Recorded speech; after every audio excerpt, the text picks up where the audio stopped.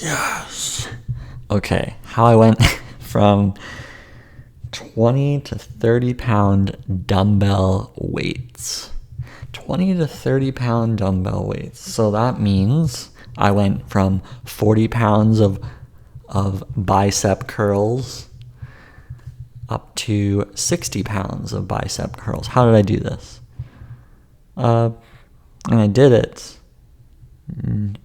I didn't do it in a very quick time, right? So people could do this much quicker than me. But how did I do this? Well, some people will say you don't have to lift that much. I lifted almost every day for several months. Literally, for like 2 months, I lifted every single day. I did not take a day off. And I did very similar routines. So my performance gains are not anything to write home about, but maybe you're only at like 20 pound dumbbells and you've been at 20 pound dumbbells for the last 10 years. Maybe you're not lifting enough, or maybe your nutrition's off. That's all I can say. But the things that I noticed, I didn't really adjust nutrition, just ate continually the way I did. The thing that I noticed was that being consistent with my lifting just seemed to naturally strengthen the body. 30 minutes to an hour every day, I would be lifting.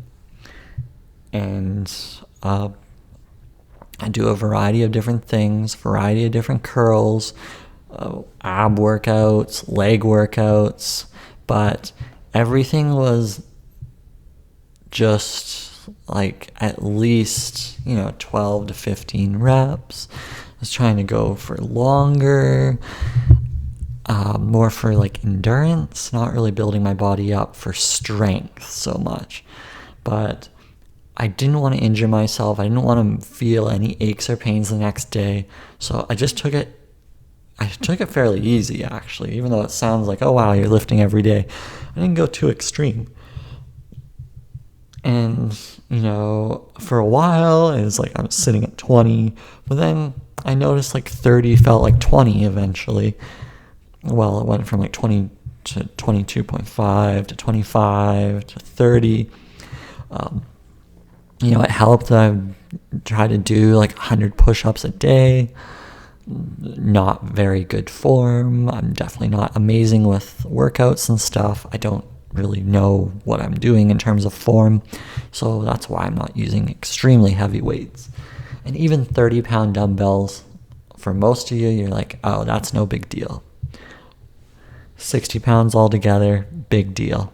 Well, for someone that's always been skinny, it's been a big deal for me, but I've never been able to lift like 30 pounds like that, to do it continuously without like feeling any serious stress. So I've been going this endurance approach, right?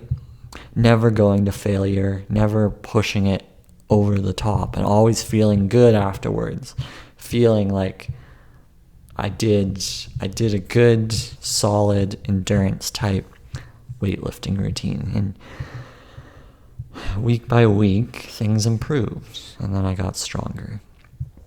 You can certainly accelerate all this. You eat more protein, you cut out processed junk, you get enough sleep. Perhaps the sleep helped me in this situation, but more than anything, the consistency will get you there. That's literally it. You just keep doing your workouts, okay? Don't think about plateaus. Don't think about all of that. Just continually move your body. I certainly added cardio in. I added everything in. I just constantly exercising. So then, yeah, marginal adjustment from 20 to 30 pounds, but hey, a gain is a gain. And, before I would maybe do maybe once or twice a week, I'd do some lifting and whatnot, and I was never consistent with it. But now it's like every day, it's like brushing my teeth. And I try to do the whole body every single day. totally against what I'm sure most fitness trainers will suggest. But this isn't a short-term transformation, right? This is long-term. I'm thinking, how do I want my body to be 80 or when I'm 80 or 90, if I can get there? Well, when I start thinking like that, I realize I shouldn't push it too hard at all, ever. But I should push, I should push. And by just the push every single day, that little struggle every single day, that compounds. That's what I've noticed. If you want to go more, you want to see more significant results, then push a little harder. That's basically what I've noticed. If I push a little harder, I see a little bit bigger adjustments. Adjust your nutrition, and you'll see the better adjustments. I could be totally off base with this. I'm not at all an expert in any of this, and you should be careful when you're lifting things. Don't go too crazy, but do it for your health, and don't do it for anything else. Don't do it for vanity. Don't do it for improving your looks. Just do it so that you can live longer, or feel more vital, or feel more energized. And if you're always lifting super heavy every single day, you're honestly going to feel like crap every single day, because your body's going to be constantly aching. One day when I maybe pushed a little harder than I should have, my back started hurting. I'm like, I don't want this to be a chronic issue. So dial it back. Feel how your body's feeling, though, because if today your abs are hurting or whatever, then whoa.